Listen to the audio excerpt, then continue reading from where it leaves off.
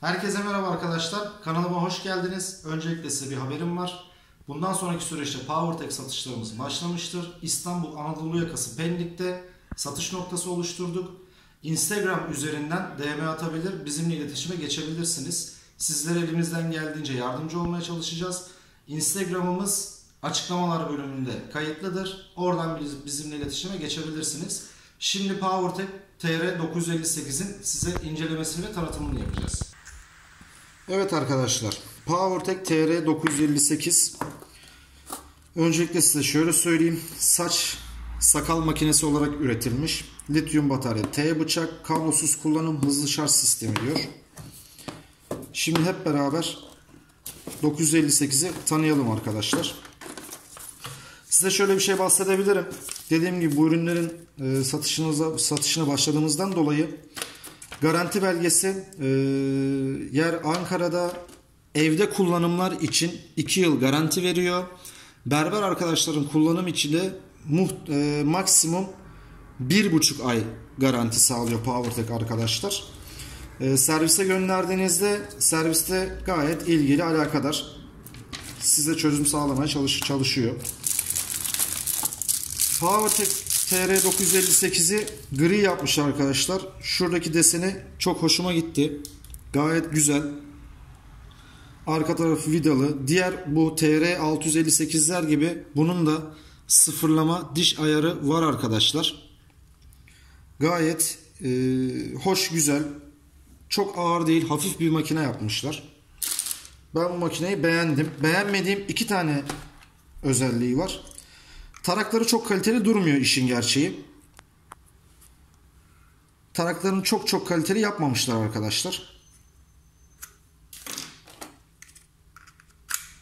Benim hoşuma gitmeyen bir tarafı tarakları çok kaliteli olmaması. 2 kademede çalıştırabiliyorsunuz. Yavaş ve hızlı olmak şartıyla.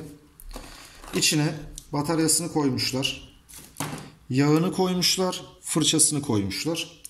4 tane de tarağı var arkadaşlar. Tarakları da 1 numara, 2 numara, 3 numara ve 4 numara olmak şartıyla. Bunun haricinde bu makine T uçlu olarak geçiyor ama bana pek T uç gibi gelmedi. Daha çok düz uç gibi. Hoşuma gitmeyen tarak haricindeki diğer olmayan özelliği diyeyim sizlere. Bu makinenin yarımı yok arkadaşlar. Yani diğer PowerTech'lerde falan şurada çevirme, dişlerin öne arkaya kaydırma sistemi oluyor. Ama bunda bu özelliği koymamışlar maalesef. Aslında bunun dişlerini sıfırlayabiliyorsunuz. Yani makineyi arkadan açıp bu dişleri sıfırlanabiliyor. Gayet hafif, güzel bir makine ama maalesef dişlerini kaydıramıyorsunuz. Yani sıfır kullanıyorsunuz. Sıfırdan sonra işte 1 numara geliyor. 1 numarayı takıp 1 numara şeklinde kullanıyorsunuz. Bu makinenin yarımı yok maalesef. Direkt 0, 1, 2, 3, 4 olarak geçiyor. Yani evde kullanımlar için ideal. Sakal kullanımları, vücut tıraşı için kullanımlarda ideal gözüküyor. Tek eksiği bence yarımı olmaması. Ama gayet de güzel bir makine yapmışlar. Tavsiye edilir mi? Gayet dişleri kaliteli, gayet kaliteli duruyor. Tavsiye edilir. Ama nedir? Yarımla işi olmayan arkadaşlar bu ürünü gönül rahatlığıyla kullanabilir. Sıfırlarda ve dediğim gibi 1, 2, 3 ve 4 numaralarda. Bizleri izlediğiniz için sizlere teşekkür ederiz. Kanalımıza abone olmayı unutmayın. Aklınıza takılan sorular olursa yorumlardan bize ulaşabilirsiniz. Elimden geldiğince herkese cevap atmaya çalışıyorum.